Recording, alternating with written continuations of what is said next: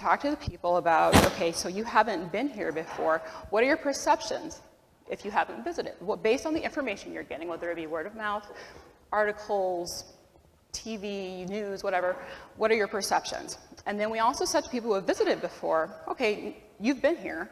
What was that like? What do you think of Cleveland now? And what we found is that the white bars are people who have never visited.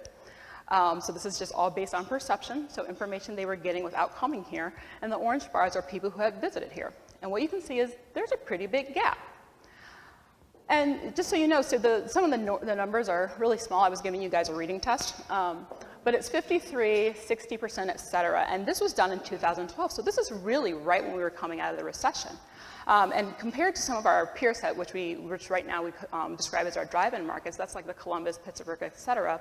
When we looked at the Columbus, they were only 5 to 10 points higher. Now you could say that's pretty big, but consider that Cleveland was one of the hardest hit cities when it comes to the recession. More things. So in terms of that gap in the visitor experience, we knew that it was already pretty good. And then we have our city leaders who have done all this investment in downtown Cleveland and around the region, almost $3 billion in visitor-related infrastructure investments to build on what was already a good experience. So we felt pretty confident that there is a gap and that the experience, if anything, should really be getting better.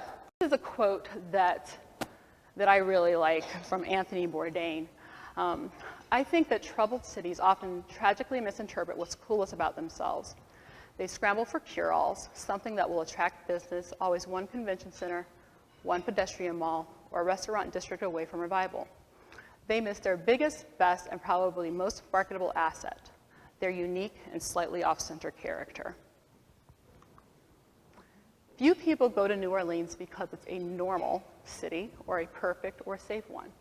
They go because it's crazy, borderline dysfunctional, permissive, shabby, alcoholic, and batshit crazy.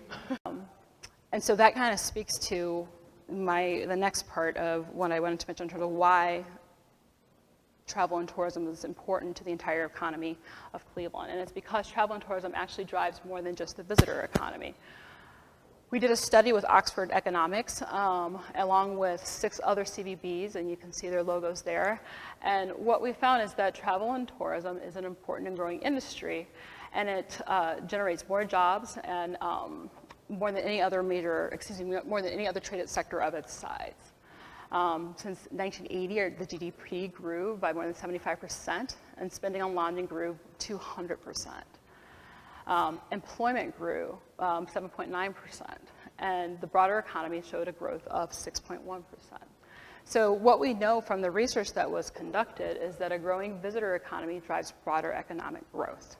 So the more leisure visitors that we can bring in, the more meetings and conventions we can bring in, the better, right, for the overall economy, for growing population, as well as growing jobs and business opportunities. So really, our goal is with the Republican National Convention, we've kind of, in terms of the visitor goals, we're going to get 50,000 visitors here. We know that. But the bigger opportunity is this long-range opportunity of ideally getting more resident and business growth. So that's really what we want to do in terms of leveraging the Republican National Convention, and why we are excited is because it does drive economic impact, that $200 million in economic impact for the travel and tourism industry, but then there's these longer term business and broader economy economic impacts that would be great for our city.